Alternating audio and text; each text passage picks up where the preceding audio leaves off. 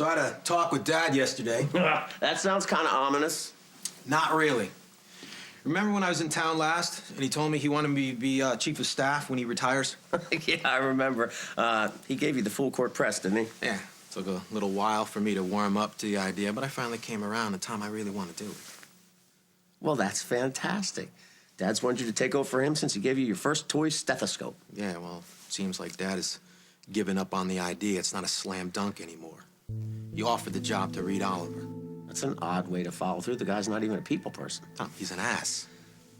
And there's that, but I wouldn't worry about it. I think Dad'll change his mind. I mean, you were the one that was adamant about not taking this position just a few months ago, so maybe you caught him off guard. What did he say he's going to do? Well, he offered to submit both our names to the board, which is a total cop-out, because if Dad really wanted me to have the job, he would tell Oliver, take a hike. Oh, now you need to stop. I mean, if you want to be chief of staff, you need to fight for this job. Knowing Dad, that's probably what he wants anyway. So I should just play this game to make him happy? Is that... You're not going to like what I have to say. Well, when has that ever stopped you? Earn the job. Don't inherit it for your own sake. So is that something you can do? Definitely. In fact, I don't think it's going to be too tough. I'm telling you, Reed Oliver is such an arrogant jerk. I guarantee you. Within the first 5 minutes of that interview, he's going to alienate everyone on that board. In fact, I'm looking forward to seeing him humiliated. It's been a long time coming. I just got one question for you, little brother. Are you going after this job for the right reasons? Come on, Henry, open up. I know you're in there. I know you hate me and you never want to see me again, but I have something to show you. Please, it's really important. Unless you've got Barbara out there, I'm not interested. I don't. I'm sorry. I wish I did. Yeah, sure.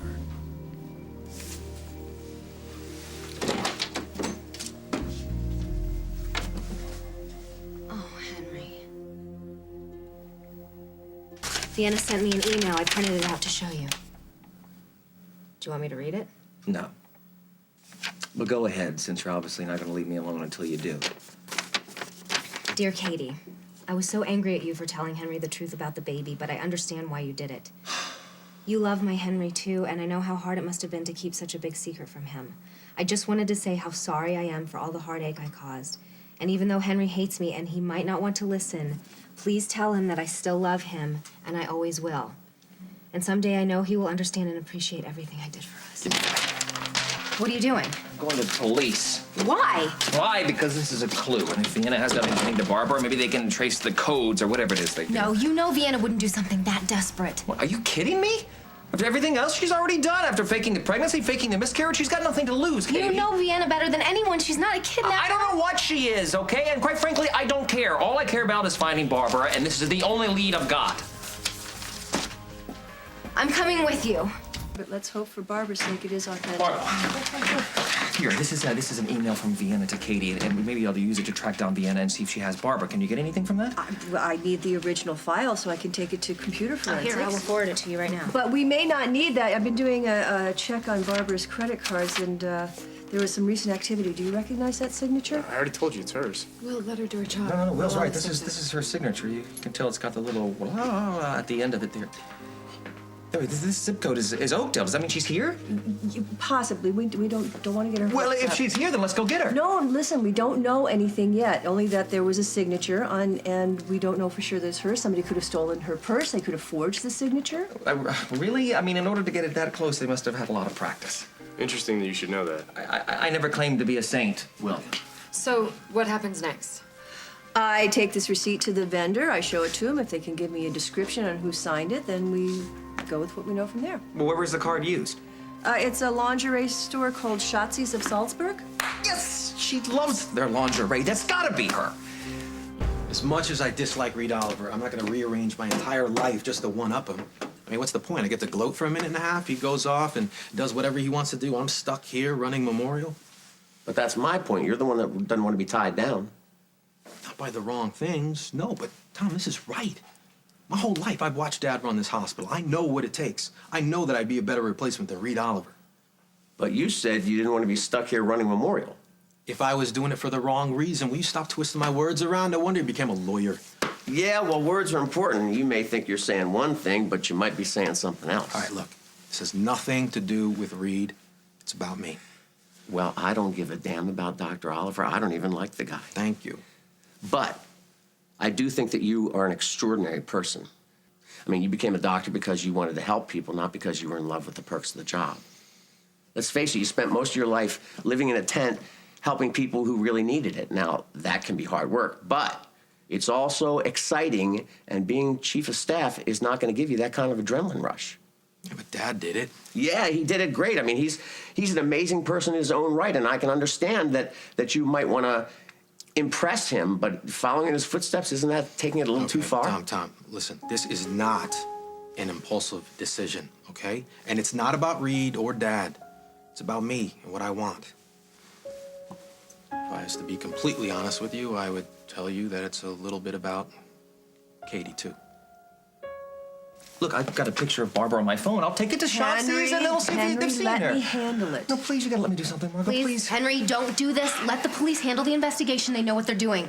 The last time you took things into your own hands. I know, and I learned my lesson the hard way. I will not keep anything from Margot. I just need to help find Barbara. No one doubts that. But you wanted the same thing when I was missing too, and things got out of hand. I know what happened, Katie. Okay, look, I can't sit here and wait. I will go crazy. We all gotta wait. No, Deal you don't with all it. have to wait. There's certain things I can ask. No random cop is gonna know certain things. For example, do you know what kind of thong Barbara wears? Oh, God. Well, I do. And that's exactly why my mom's in this mess. Maybe, probably, which is why I need to help out and find her. Henry, it's a bad idea. What if I go along and make sure he stays out of trouble? Oh, there's a comfort. You're not a cop, Paul. Well, maybe that's a good thing. I mean, you know, if there is something sneaky going on, then maybe the cops would make them nervous. And a worried son and whatever Henry is, I mean, we might be able to find out something Yeah, useful. this is not rocket science. We'll just take the picture and show it. And if they have seen her, that means that, okay, she came in, she bought some lingerie for herself, and she just didn't want to see us. And if they haven't seen her, we'll just move on to the next clue. Keep you on speed dial, Margot. I promise. All right, you go in, you ask the questions, you get out, you call me immediately, and if either one of you tries to become a detective, I'll lock you up on obstruction charges. Are we clear? Crystal.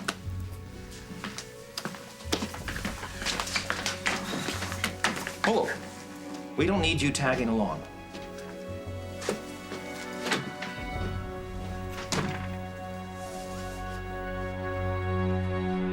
Okay, so what is going on between you and Henry? He hates me for lying to him. But you two came in here together, so does that mean he's forgiven you or not? Not. And I don't think he ever will. Oh, baby, I'm sorry. I know how much you love him. But frankly, if I were in Henry's shoes, I'd do the same thing. That was a pretty big lie. Thanks for the support. I'm not telling you anything you don't already know, right? Right? Oh, I know that you and Henry are more than just friends. I know that I you're know just... we are. We're best friends, and now I've lost him forever. I told such a terrible lie, and I can't go back, and I can't make up for it. And the worst part is, there was a part of me that knew it was wrong to lie for Vienna, but I've just been so crazy ever since Brad was killed. I know, sweetheart. I just thought that maybe if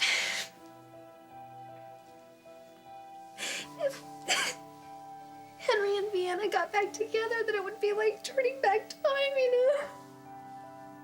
Back to when we were all so happy, but clearly you can't do that, and I made things so much worse by trying. Well, sweetie, I suppose your heart was in the right place.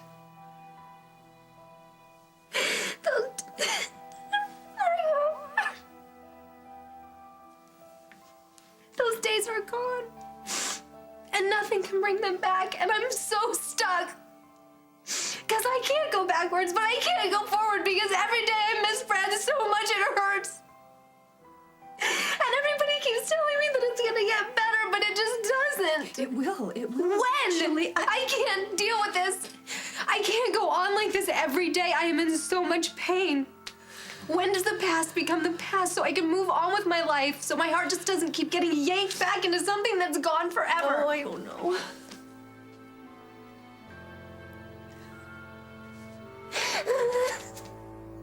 Okay, I didn't realize that you and Katie were that close. She'd probably tell you we're not. But I'm serious about her. But I can understand why she's a little gun-shy. You know, she's still grieving Brad. She's got a new baby. You rationalize much? Tom, she cares about me. All right, that I'm certain. But she's feeling vulnerable. She's a bit overwhelmed, all for good reason. Sometimes it makes her do things without thinking them through first. I got news for you, little brother. This is not new behavior for Katie. Yeah, but it's been a little more intense since Brad died. I thought you swore off needy women when you broke things off with Allison.